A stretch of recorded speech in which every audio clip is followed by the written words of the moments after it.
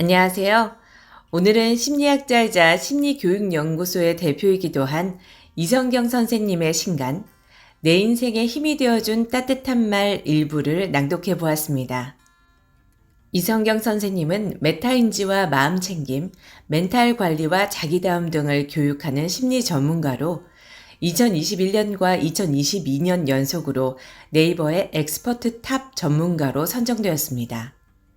책 내용을 프롤로그에서 잘 설명해주고 있어 프롤로그를 그대로 읽어드리고 본문 낭독을 하겠습니다.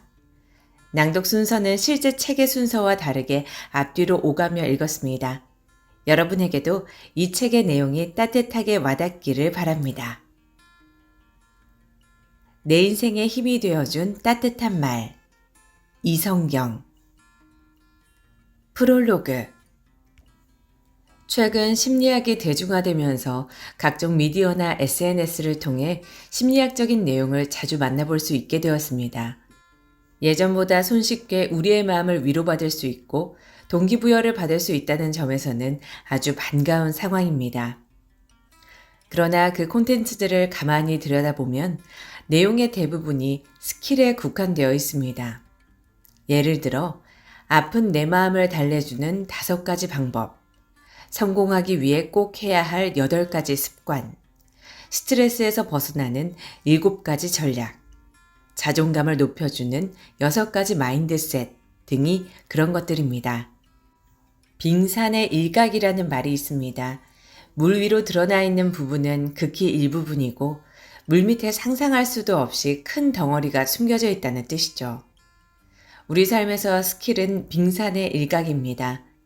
가끔은 자기 자신도 종잡을 수 없는 복잡하고 거대한 마음속을 SNS에 나오는 몇 가지 심리 스킬들로만 해결하려고 한다면 진정으로 원하는 바를 제대로 얻지도 못한 채 겉도는 느낌만 받게 됩니다. 내 마음을 위로하고 용기와 자존감을 회복하여 건강하고 행복한 삶을 향해 나아가고 싶다면 물밑에 숨겨진 덩어리를 마주할 줄 알아야 합니다. 그래서 현재 삶에 대한 관점을 바꾸고 통찰을 일깨우는 태도가 필요한 것입니다. 이 책에는 우리가 일상에서 맞닥뜨리는 53가지의 장면들과 그 장면들을 지혜롭게 바라보도록 도와주는 태도의 한마디가 담겨 있습니다. 1장에서는 열심히 살아온 것 같은데 외롭고 공허하기만 한 내 마음의 체력을 길러주는 한마디. 2장에서는 이 길이 맞을까 매일 불안하고 두려운 나에게 단단한 마음의 중심이 되어주는 한마디. 3장에서는 무너진 자존감을 높여주는 위로와 용기의 한마디. 4장에서는 온전히 내 삶에 집중하고 나아갈 수 있게 하는 한마디. 5장에서는 같은 일상을 다르게 바라보며 인생을 행복으로 물들일 수 있는 한마디로 구성되어 있습니다. 이를 통해 오늘 하루 더 행복하게 소중한 내일을 더 지혜롭게 살아갈 수 있습니다. 매사추세츠 의과대학 명예교수이자 마음챙김 명상의 창시자인 존 카바츠는 이런 말을 했습니다. 당신은 파도를 막을 수는 없지만 파도 타는 법을 배울 수는 있다. 이 책이 인생의 파도를 지나는 여러분에게 지혜와 용기를 가져다 주고 마침내 마음의 위안이 쌓여 통찰과 성장의 열매를 맺는 데 도움이 되길 간절히 소망합니다. 이성경. 내가 바꿀 수 있는 것은 지금뿐이다. 다시 인생을 살 기회가 주어진다면 똑같은 실수를 저지르되 좀 더 일찍 저지를 것이다. 탈룰라 뱅크헤드. 탈룰라 뱅크헤드는 1900년대 초반 브로드웨이의 여왕입니다. 부유한 집안에서 태어나 16의 나이로 미인대회에 입상했고 10대 후반에는 일찌감치 브로드웨이 무대에 서면서 이름을 알리기 시작했습니다. 이후 할머니가 될 때까지 영화, 무대, TV, 라디오에서 활약하며 뉴욕 비평가 협회 여우주연상을 받는 등 멋진 커리어를 쌓기도 합니다. 남들이 보기에는 탄탄대로를 살아온 것처럼 보이지만 그녀는 자신의 삶이 실수투성이라고 생각했습니다. 겉으로 보기에는 영화와 연극을 둘 다 섭렵한 팔방미인으로 보이지만 사실 그녀는 평생을 괴로워했습니다. 무대와 스크린 그 어느 곳에도 정착할 수 없었기 때문입니다. 1919년 무대에서 시작해서 1927년 스크린, 1929년 무대, 1931년 스크린, 1933년 무대, 1944년 스크린, 1946년 무대, 1967년 스크린을 끝으로 은퇴할 때까지 그녀는 무대와 스크린 사이에서 끊임없이 갈팡질팡했고 그 과정에서 불안증이 심해져 불면증에 시달리며 술과 담배 없이는 한시도 버티지 못했습니다. 그녀는 사실 무대에 서는 것을 더 좋아했습니다. 그럼에도 불구하고 계속해서 스크린에 도전한 이유는 그것이 그녀에게 포기할 수 없는 도전이었기 때문입니다. 다시 인생을 살 수 있다면 꼭 스크린에서 성공하겠다는 말을 했을 정도였습니다. 보통 사람이라면 스크린은 포기하고 무대에서 평생을 보내겠다고 했을 텐데 말이죠. 아마 그녀는 스크린에 도전하기로 한 것을 최선의 선택이라 믿었을 것입니다. 우리는 지금 이 순간 최선의 선택을 하며 살아갑니다. 그러나 그 선택이 결과적으로는 최고의 선택이 아닐 수 있습니다. 그랬을 때는 아쉬움과 후회가 남지만 그래도 탈룰라 뱅크헤드처럼 지난날 자신이 내린 선택을 존중하고 믿어주는 태도가 필요합니다.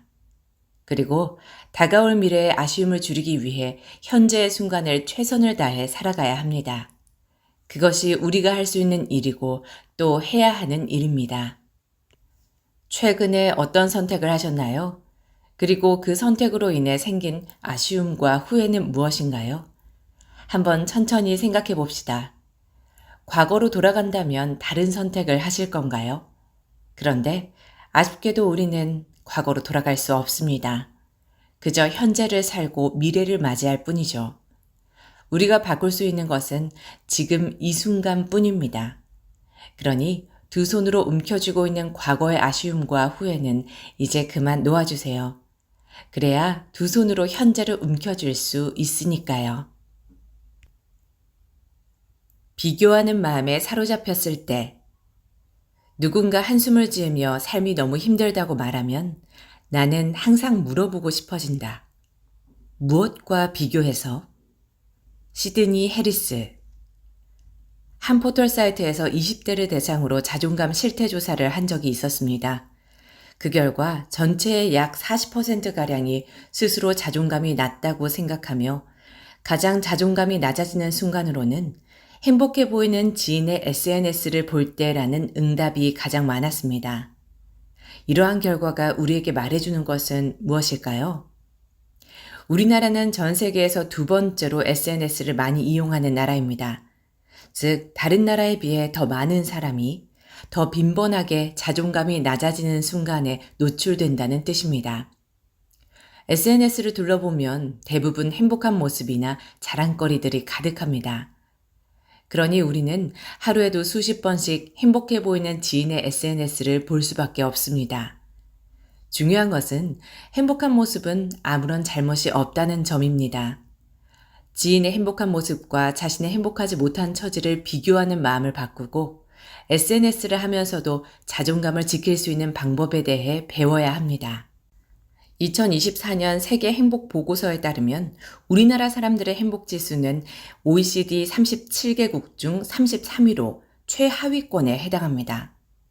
살기 좋지 않은 나라여서 행복 지수가 낮은 것보다는 비교하는 문화 속에서 살기 때문에 행복 지수가 낮은 것입니다. 서울이든 지방이든 지역을 구분할 것 없이 아파트나 주택가에는 스카이 대학 합격 보장을 외치는 과외 전단지가 붙어 있습니다. 초등학교 때부터 상위 1%에 들고자 노력하고 공부가 성공의 지름길이라 생각하는 성적 만능주의 성향이 강합니다. 그렇지만 뚜렷한 목표와 자기 성찰이 없는 성공은 행복할 수 없습니다. 실제로 제가 국내외 최고 대학의 석박사로만 구성된 연구소에서 일했던 동안에 성적이 결코 행복을 보장하지 않는다는 것을 몸소 체험하기도 했습니다. 사람으로서 똑같은 고민을 안고 살아가며 자신의 처우보다 더 좋은 사람들과 비교하며 불행해하기도 합니다. 채용 연구 일을 하면서 누구나 부러워하는 대규모 기관의 면접을 진행한 적도 있는데 지원자들은 모두 초롱초롱한 눈으로 직원들을 바라보지만 정작 직원들은 피로에 찌든 채 여러 가지 고민에 시달립니다. 자신보다 상황이 좋은 사람들과 비교하는 상향 비교는 꿈과 목표를 향해 나아가는데 큰 자극제가 됩니다. 그렇지만 행복을 보장하지는 않습니다. 행복하기 위해서는 전략적인 하향 비교가 필요합니다. 꿈과 희망, 목표는 높은 곳에 두되 비교는 나보다 더 상황이 좋지 않은 사람들과 하는 것입니다. 그를 통해 지금 나의 처지, 내게 주어진 것에 감사하는 태도로 목표를 향해 나아가는 것입니다. 높은 곳을 향해 나아가면서 나를 든든히 지탱해주는 모든 것에 감사하는 것입니다. 마음속 불청객에 대처하는 자세. 세상에는 좋은 것도 없고 나쁜 것도 없다. 다만 생각이 그렇게 만들 뿐이다. 윌리엄 셰익스피어. 4대 비극, 햄릿, 리어왕, 오셀로, 맥베스와 희극 베니스의 상인, 한여름밤의 꿈 등으로 유명한 셰익스피어는 낭만과 분노, 해악과 울분, 기쁨과 슬픔처럼 서로 대극에 있는 감정들을 다루는 멋진 작품들을 남겼는데 대부분의 작품 주제가 바로 사랑입니다. 셰익스피어에게 사랑은 생각하기 나름이었습니다. 행복만 가득할 것 같은 사랑이라는 단어를 4대 비극에서 배신, 햄릿, 불륜, 리어왕, 죄책감, 오셀로, 욕심, 맥베스로 풀어내면서 사랑의 다양한 모습을 보여주기도 했습니다. 이를 통해 세상에 좋은 것도 없고 나쁜 것도 없으며 생각하기 나름이라는 자신의 말을 증명해 보입니다. 철학에서는 사랑을 7가지로 분류합니다. 플라토닉, 정신적 교감, 아가페, 헌신, 에로스, 열정, 루두스, 게임, 스토르게, 우정, 프레그마, 계산적, 매니아, 집착. 심리학에서도 사랑을 7가지로 분류하는데 심리학자 로버트 스턴버그는 친밀감, 열정, 헌신이라는 세 꼭지점을 통해 사랑을 좋아함, 도취, 공허함, 낭만, 우애, 얼빠짐, 성숙함으로 분류했습니다. 7이라는 숫자가 특별한 의미가 있는 것은 아니지만 우리가 생각하는 사랑보다 그 범위가 더 넓다는 것을 보여주는 숫자이기도 합니다. 사랑도 생각하기 나름인 것입니다. 세상이 나를 힘들게 한다고 느껴진다면 사랑을 다양한 관점으로 살펴본 것처럼 힘든 대상을 다양한 관점으로 바라보는 것만으로도 마음이 편안해질 수 있습니다. 다시 말해 힘들게 하는 대상이 정말 세상의 문제인지 아니면 그것을 해석하는 내 마음의 문제인지를 구분해 보라는 것입니다. 실제로 심리학자들은 스트레스를 무작정 나쁜 것으로 보지 않습니다. 대신 스트레스를 스트레스 1과 스트레스 반응으로 구분하여 생각합니다. 스트레스 1은 스트레스를 주는 사건이나 자극을 의미하고 스트레스 반응은 거기에 대한 나의 반응을 의미합니다. 나를 힘들게 하는 대상이 다른 사람들도 어찌할 수 없는 세상의 문제라면 나를 보호하기 위한 반응을 해야 할 것입니다. 그러나 나를 힘들게 하는 대상이 내 생각과 내 마음에서 비롯한 것이라면 객관적인 시각과 새로운 관점을 통해 나의 반응을 바꿔야 합니다.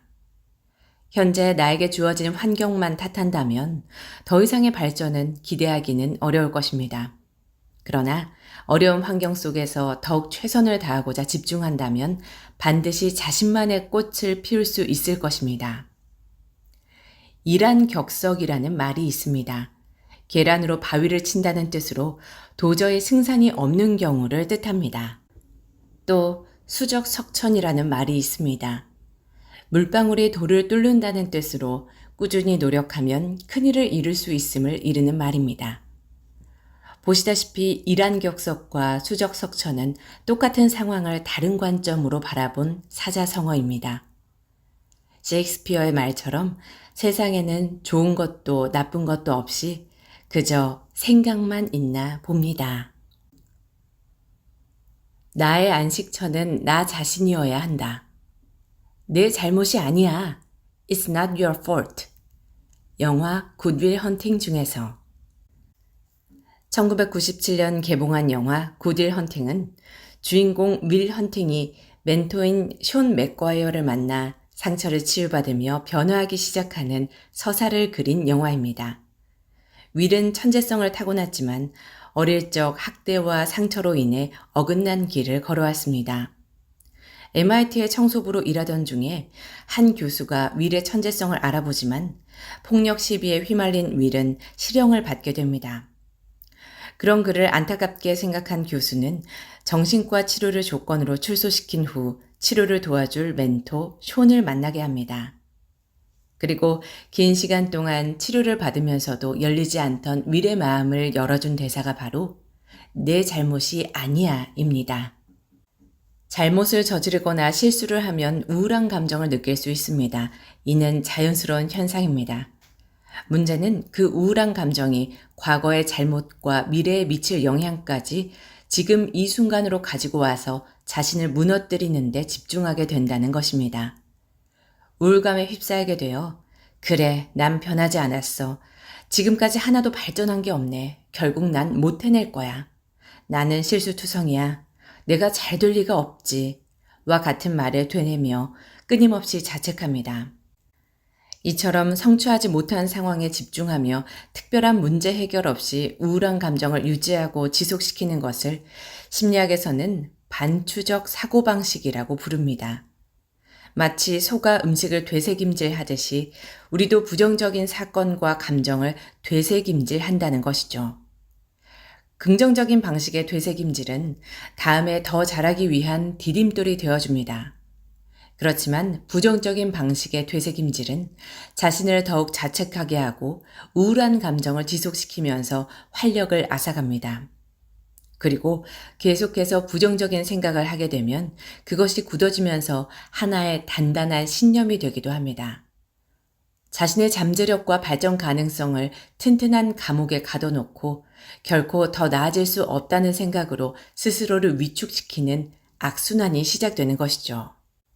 모든 것이 내 잘못 같을 때는 반추적 사고를 하고 있는지 돌아봐야 합니다. 그럴 때는 영화 속 대사처럼 마음속으로 It's not your fault. 내 잘못이 아니야 하고 목소리를 들려주는 것도 좋습니다. 비록 나의 잘못이 있다고 할지라도 모든 잘못을 내가 짊어지고 힘들어해야 할 만큼 잘못한 것은 아니기 때문입니다. 무언가 크게 잘못하게 되면 존재 가치가 저하되고 외롭고 공허하며 큰 자책감에 빠져 한없이 작아지게 됩니다. 이때 따뜻한 멘토의 내가 와서 모든 게 내 잘못이 아니라며 안아준다면 얼마나 큰 위로가 될까요? 우리는 살아가면서 반드시 큰 어려움을 만나게 됩니다. 그렇게 오늘 마음속 한쪽에 나를 안아줄 수 있는 멘토 선생님을 만들어 보세요. 그리고 그때가 되면 따뜻한 내가 힘들어하는 나를 안아줄 수 있도록 용기를 내주세요. 내가 나에게 하는 말이 가장 중요하다. 험담은 세 사람을 죽인다. 말하는 자, 험담의 대상자, 듣는 자. 미드라시. 종종 사람들과 이야기하다 보면 그 자리에 없는 사람 이야기를 하게 될 때가 있습니다. 단순히 그 사람에 대한 이야기라면 괜찮지만 그것이 험담이 되는 경우가 많습니다. 험담을 하면 은연중에 모두가 불쾌한 경험을 하게 됩니다. 말하는 사람은 불쾌한 경험을 떠올리며 부정적 분위기에 휩싸이고 듣는 사람도 찝찝한 마음으로 맞장구를 쳐줍니다. 험담의 대상자 역시 기분 나빠할 일입니다. 결국 모두에게 유익한 일이 아니죠. 그런데 이렇게 다른 사람을 험담하는 것보다 더 위험한 것이 있습니다. 바로 자기 자신에게 부정적인 말을 되뇌는 것입니다. 자신에게 부정적인 말을 되낼 때는 그 말을 총 4번 듣게 된다고 합니다. 말을 하기 전에 생각하면서 한 번, 입 밖으로 말하면서 한 번, 내뱉은 말이 다시 귀로 들어오면서 한 번, 귀로 들어온 말을 뇌가 처리하면서 한 번, 총 4번입니다. 어떤 사람이 실수로 물컵을 엎질렀다고 상상해 봅시다. 그 사람이 자신도 모르게 이럴 줄 알았다. 내가 그렇지 뭐. 라고 부정적인 혼잣말을 내뱉었다면 그 이야기는 총 4번에 걸쳐서 스스로에게 영향을 준 것입니다. 다른 사람의 말을 별로 듣고 싶지 않다면 한 귀로 듣고 한 귀로 흘려버리면 되지만 자신에게 되뇌는 혼잣말은 말하는 주체도 듣는 주체도 자신이 되기 때문에 한 귀로 흘려보내지 못합니다. 험담이 세 사람을 한 번씩 죽이는 꼴이라면 스스로에 대한 비난이나 자책은 자기 자신을 4번 죽이는 꼴입니다. 이런 관점을 통해 우리는 평소에 습관처럼 되뇌는 부정적인 생각이나 말이 없는지 살펴봐야 합니다. 심리학에서는 인지적 융합이라는 용어가 있습니다.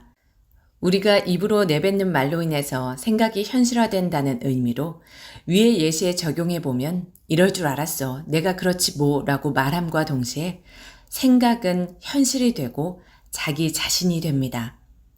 부정적인 말을 되낼수록 그 많은 비난과 자책이 현실이 되고 자기 자신의 모습이 되는 것입니다. 우리는 부족하고 불완전한 존재입니다. 지금까지 살아오면서 많은 실수를 해왔고 앞으로도 하게 될 것입니다. 중요한 것은 이런 내 모습을 어떻게 바라보느냐입니다. 자신을 괴롭히는 생각과 말이 아닌 자신에게 관대하고 따뜻한 생각과 말이 필요합니다. 시들어가는 식물도 물을 주고 정성스럽게 가꿔주면 다시 아름다운 꽃을 피웁니다. 우리도 자신에게 희망의 물을 주고 사랑의 손길을 내밀어야 합니다. 그럼 반드시 아름다운 꽃을 피울 것입니다. 머리가 아닌 가슴을 먼저 돌봐야 하는 이유. 화는 내는 순간 사라진다. 화는 참을 때 더 커진다. 에밀리 디킨슨. 피할 수 없는 일이 눈앞에 닥치면 열이 잔뜩 오르곤 합니다. 스스로 기대치에 미치지 못했을 때도 화가 나지만 특히 인간관계가 그 원인인 경우가 많습니다. 가족, 연인, 친구, 직장 동료 등 다양한 사람들과 관계를 맺다 보면 갈등은 불가피합니다. 화가 나는 것은 사람으로서 당연한 일입니다. 심지어 호흡이 가빠지고 심장이 쿵쿵거리며 몸이 부들부들 떨릴 만큼 화가 많이 나는 것도 그럴 만한 이유가 있다면 자연스러운 생리 정신적 현상입니다. 화가 나면 화를 내야 합니다. 그렇지만 우리는 화를 참으라는 소리를 더 많이 듣습니다. 무작정 화를 참는 것은 나를 망가뜨립니다. 바깥으로 발산하지 못한 화는 내면에 쌓여서 불안이나 우울을 유발하기도 합니다. 따라서 내 마음도 다른 사람의 마음도 다치지 않으면서 화를 잘 내는 방법을 아는 것이 중요합니다. 정신과 의사나 상담 심리사들은 DSM, 정신질환 진단 및 통계 편람이라는 책을 공부합니다.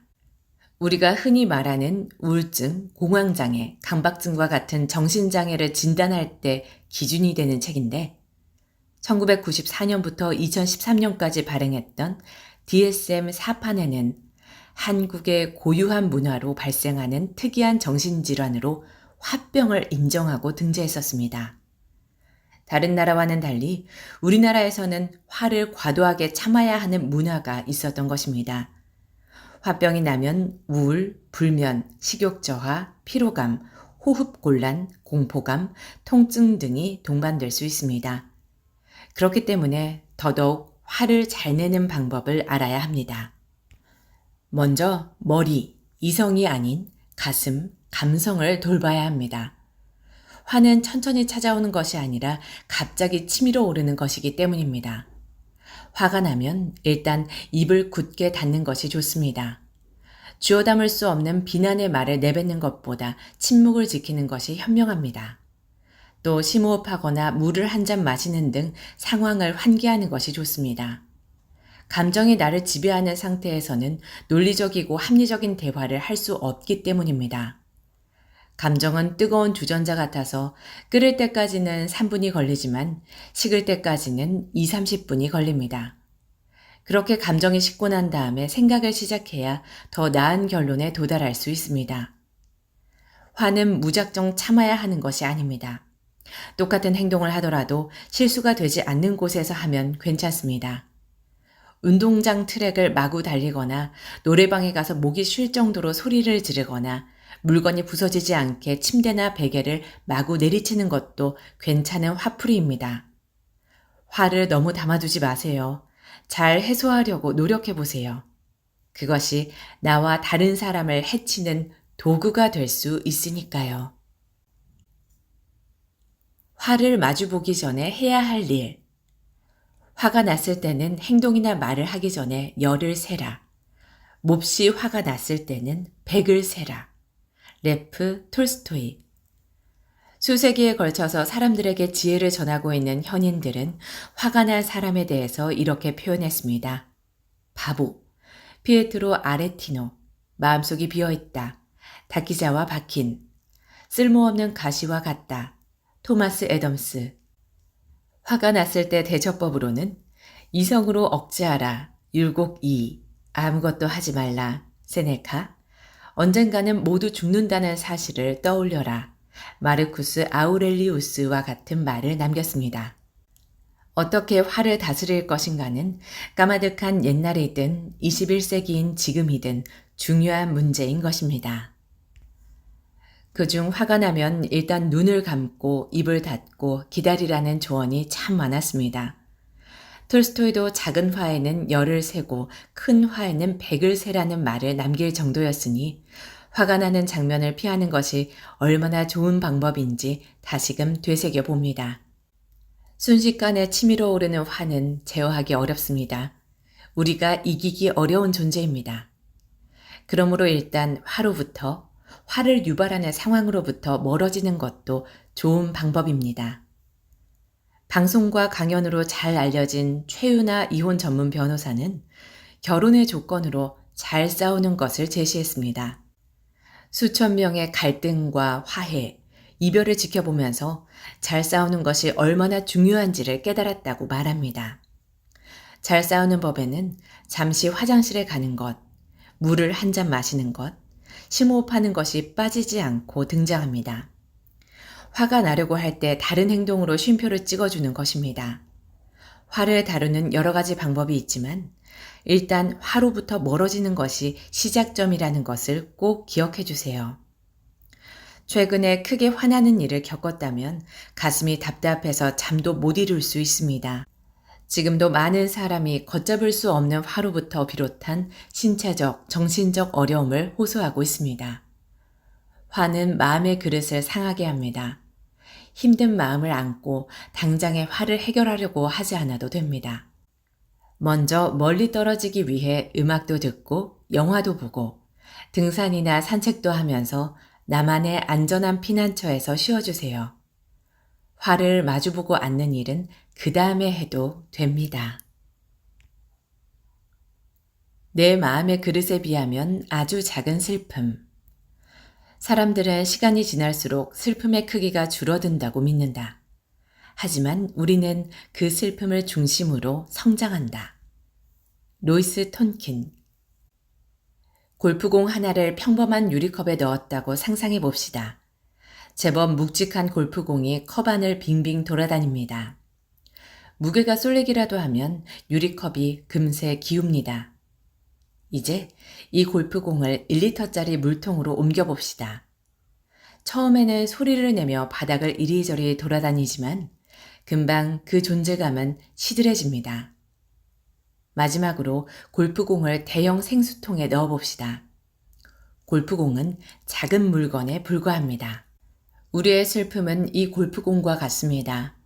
우리 마음에 이 슬픔이 처음 들어왔을 때는 감당하기 버겁습니다. 그러나 시간이 지나면서 우리는 성장하기 때문에 슬픔을 담을 수 있는 그릇이 커집니다. 그러면 어느새 나를 괴롭히던 슬픔이 마음속 어디에 있는지 잊고 살아가게 됩니다. 오래전 우리를 아프게 했던 사건을 떠올려 보세요. 그 슬픔이 오늘 하루를 살아가는데 큰 영향을 주었나요? 물론 그 당시에는 나를 크게 흔들어 놓았던 사건이지만 지금은 아닐 겁니다. 마음의 그릇이 커져서 그렇습니다. 로이스 톤킨도 이런 관점에서 우리의 슬픔과 성장을 언급하고 있습니다. 슬픔이 줄어드는 것이 아니라 우리가 성장하고 있다는 것이죠. 심리학에는 자기 실현 경향성이라는 용어가 있습니다. 사람은 태어나는 순간부터 거대한 잠재력과 가능성을 타고났으며 여러 가지 고통이나 방해 요인에도 불구하고 성장한다는 특성을 말합니다. 마치 작은 묘목이 결국에는 거대한 아름드리 나무가 되는 것처럼 말입니다. 자기 실현 경향성은 사람을 가리지 않습니다. 누구나 태어나면서부터 가지고 있는 특성으로 봅니다. 최근에 어려운 상황 속에서도 끝까지 포기하지 않았던 경험이 있다면 떠올려 보세요. 누구나 그런 힘을 가지고 있습니다. 이 힘을 발휘하기 위해서는 스스로 할 수 있다고 믿는 것이 중요합니다. 다윗 왕의 반지에 이 또한 지나가리라 라는 문구를 새겼다고 하죠. 지금 겪고 있는 고통을 바라보세요.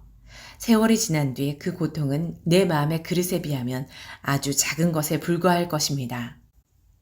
나무 뿌리의 영양분이 가지 끝까지 도달하려면 바람이 불어서 가지가 많이 흔들려야 한다고 합니다. 우리도 흔들림을 통해 더욱 멋진 사람으로 성장한다는 사실을 잊지 마세요. 100마디 말보다 가치 있는 침묵의 말. 침묵하라. 아니면 침묵보다 더 가치 있는 말을 하라. 많은 단어로 적게 말하지 말고 적은 단어로 많은 것을 말하라. 피타고라스. 침묵에 관한 명언은 참 많습니다. 가장 널리 알려진 침묵 명언은 침묵은 금이다입니다. 이 명언도 앞부분이 존재하는데 웅변은 은이다입니다. 말하는 것보다 침묵하는 것이 더 나을 때가 있다는 것이죠. 대학에서 침묵을 배우는 과가 있습니다. 바로 상담 심리학과입니다. 대화를 통해 사람을 변화시키는 대표적인 직업은 바로 심리상담사입니다. 우리나라에서 심리상담사로 일하기 위해서는 대학원에서 관련 내용을 공부해야 하고 수십 번에서 수백 번의 상담 실습을 거쳐 자격을 취득해야 합니다. 그래서 상대방의 말을 경청하고 적은 단어로 많은 것을 전달해야 하는데 이 과정에서 가장 필요한 것이 침묵입니다. 결국 말을 잘하기 위해서는 침묵도 잘해야 하는 것입니다. 저 또한 심리상담 중에 내담자와 단둘이 앉아 어려운 이야기를 하다 보면 가끔 침묵이 찾아오는데 너무 고요해서 10초만 침묵이 흘러도 뭐라 말해야 할 것 같은 압박이 들기도 합니다. 그러나 상황에 따라서는 침묵의 시간을 존중해주고 함께 견뎌주는 것이 필요할 때가 있습니다. 그러면 침묵 중에도 서로 대화하고 있음을 느끼게 됩니다. UCLA의 심리학과 명예교수 엘버트 메라비어는 대화에서 말의 내용은 7%의 영향력만 행사하며 시각, 표정, 몸짓과 청각, 톤, 높낮이가 나머지 93%의 영향력을 행사한다고 주장했습니다. 즉, 대화에서 말의 내용보다 말투, 표정, 태도가 더 중요할 때가 있다는 것입니다. 이와 더불어 침묵도 비언어적 대화의 방식으로 받아들이고 연습해 볼 필요가 있습니다. 영어 회화를 배울 때 어색해도 여러 번 반복해서 말해보는 것이 중요하다고 합니다. 침묵의 대화도 처음에는 당연히 어색합니다. 그러나 시기적절한 상황에서 침묵을 여러 번 시도하고 그 속에서 서로 여전히 대화하고 있음을 느낀다면 관계의 질이 크게 높아질 것입니다. 상대방이 진정으로 하고자 하는 말을 태도에서 느낄 수 있게 되고 나 또한 진심으로 전하고자 하는 말을 태도를 통해 전달할 수 있게 되니 말입니다. 침묵은 그 어떤 노래보다 더 음악적이다. 노벨 문학상과 퓰리처상을 수상한 펄벅의 말처럼 침묵의 대화를 통해 깊은 관계를 경험해 보시길 바랍니다. 유연한 태도가 마음을 편안하게 한다. 가장 훌륭한 인간은 모든 사람을 사랑하는 사람이다. 그 사람은 좋고 나쁨을 가리지 않고 모든 사람에게 선을 베푸는 사람이다. 무함마드. 3초의 법칙이라는 말이 있습니다. 우리가 처음 누군가를 만났을 때 그 사람을 판단하는 시간이 3초라는 뜻입니다. 그런데 놀랍게도 다트머스대 심리학과 폴 왈렌 교수의 연구에 의하면 우리 뇌는 단 0.01초 만에 사람에 대한 호감도와 신뢰도를 판단한다고 합니다. 그만큼 우리는 자동화된 사고의 틀 안에서 세상을 살아간다는 뜻입니다. 우리가 누군가를 판단하게 되는 것은 지극히 짧은 순간 일어나는 자동적인 뇌 처리 결과이니 그것을 거스르는 것은 정말 어려운 일입니다. 개방적인 관점으로 세상을 바라보는 것은 0.1초에 불과한 뇌 처리 과정을 바꾸는 일입니다. 무함마드가 말하는 판단 없는 보편적인 사랑의 태도도 마찬가지 아닐까요? 사람을 0.1초에 그 어떤 판단도 없이 사랑의 태도로 대한다는 것은 무함마드조차도 가장 훌륭한 인간상으로 표현하는 아주 어려운 일입니다. 천리길도 한 걸음부터라는 말이 있듯 하나하나 해나가는 노력이 필요합니다. 사실 무함마드뿐만 아니라 대부분의 종교적 인물들은 보편적 사랑을 인류에 있어 가장 핵심적인 단어로 선정하고 있습니다. 그리스도교에서 강조하는 내 이웃을 사랑하라, 원수를 사랑하라 라는 말도 결이 같습니다. 이처럼 보편적인 사랑에 관한 이야기는 언제나 우리 주변에 있습니다. 그러나 성인이 되면서 누군가를 사랑하는 것은 둘째치고 그 사람을 편견 없이 바라보기조차도 너무 어렵다는 것을 몸으로 체감하게 됩니다. 고정관념을 내려놓기 위해서는 세 단계가 필요합니다. 먼저 내가 고정관념을 갖고 있었음에 대한 알아차림이 필요합니다. 알아차리지 못하면 변화를 시작할 수가 없습니다. 그래서 가장 먼저 내 생각과 말과 행동을 돌아보고 확인해 봐야 합니다. 두 번째로 그런 나의 부족한 모습을 순순히 받아들여야 합니다. 고정관념을 알아차렸지만 그것을 받아들이지 않으면 변화해야 하는 대상이 없는 셈입니다. 변화를 위해서는 변화가 필요한 상태임을 인정해야 합니다. 세 번째로 실제적인 알아차림과 변화의 움직임이 필요합니다. 찰나의 순간 나도 모르게 누군가에 대해 판단을 내릴 수 있습니다. 그것을 알아차린 뒤에 곧바로 그 판단을 내려놓고 개방적이고 유연한 관점으로 대상을 바라보는 연습이 필요합니다. 예를 들어 운전하고 가는 중에 갑자기 위험하게 끼어드는 자동차를 만났다고 상상해 봅시다. 대개 저 사람은 운전을 어떻게 하는 거야? 하며 불쾌한 마음이 들겠지만 가족이 위급한 상황인가? 라고 생각한다면 오히려 내 마음이 편해지는 것입니다. 더 나아가 저 사람의 긴박한 일이 잘 해결되었으면 좋겠다 하는 마음을 가진다면 무함마드가 말하는 가장 훌륭한 인간상의 경지에 올랐다고 볼 수도 있습니다. 처음부터 무작정 사랑하기는 힘들지만 나 자신의 평안함을 위해서도 고정관념을 내려놓는 연습은 삶에 도움이 될 것입니다. 자, 이제 한 걸음 내딛기 위해 가장 가까운 사람에게 사랑의 눈빛을 전하는 연습부터 해보면 어떨까요? 마음의 사계절을 겪어내는 연습. 감정은 일시적인 현상입니다. 격하게 튀어나오는 감정도 마찬가지입니다. 그냥 내버려두면 알아서 사그라듭니다. 라라 이 필딩. 살아가다 보면 큰 소리로 화를 낼 때도 있고 통곡하며 울 때도 있습니다. 온몸이 부들부들 떨릴 때도 있고 넋을 놓고 멍하니 상실감에 빠질 때도 있습니다. 기쁨의 눈물을 흘리기도 하고 허탈함에 웃음을 짓기도 합니다. 그래서 선조들은 희노애락 애오욕, 기쁨, 노여움, 슬픔, 즐거움, 사랑, 미움, 욕심이 우리 삶 속에 있다고 했습니다. 하루하루 살아가는 순간마다 이 7빛깔 감정들이 나에게 찾아옵니다. 그렇게 우리는 춥기도 하고 따뜻하기도 한 마음의 사계절을 겪으면서 한 뼘씩 성장해 나갑니다. 우리를 찾아오는 감정들은 노크도 없이 마음의 문을 벌컥 열고 들어옵니다. 우리가 잠을 자는 시간에도 꿈을 통해 찾아옵니다. 그래서 우리는 감정으로부터 완전히 자유로울 수 없습니다. 또한 원하는 감정은 잡아두려고 할수록 어느새 손틈 사이로 빠져나가 버리고 원하지 않는 감정은 밀어내려고 할수록 더욱 마음의 중심에서 나를 집어삼킵니다. 이렇듯 감정은 억지로 통제하려고 하면 할수록 부작용이 더욱 크게 발생합니다. 그래서 감정이 크게 요동칠 때에는 어떻게 해야 할지 몰라서 당황할 수 있습니다. 그때 라라 이 필딩의 말을 떠올려 본다면 도움을 받을 수 있습니다.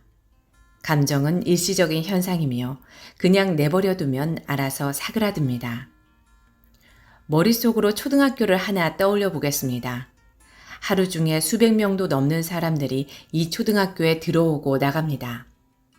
열심히 공부하는 학생, 친구들과 함께 수다 떠는 학생, 복도에 몰래 침을 뱉는 학생, 큰 소리로 욕을 하는 학생 등 모두가 다른 학생들입니다. 학교 시간이 되면 모든 학생이 교문 밖으로 나가고 학교는 텅 비어버립니다. 이제 이 초등학교가 내 마음이라고 생각해 봅시다. 우리 마음에는 기쁘고 사랑스럽고 행복한 감정도 찾아오지만 슬프고 불안하고 화나는 감정도 찾아옵니다. 내가 원하든 원하지 않든 우리 마음에 언제나 찾아오는 감정들을 이제는 그대로 내버려 두세요. 걱정할 필요가 없습니다. 우리가 감정들을 통제하려고 노력하지 않아도 시간이 지나면 모두 사라질 일시적인 것들이기 때문입니다. 아무리 요동친다 한들 반드시 내 마음에서 사라지게 되어 있습니다. 마치 학교 시간 이후에 조용한 학교처럼 말이죠. 살아가다 보면 마음이 아프고 힘들어서 아무것도 할 수 없을 때가 있습니다. 그럴 때는 아무것도 하지 않아도 괜찮습니다. 괜찮아지려고 노력하지 않아도 됩니다. 그냥 그대로 있어 보세요.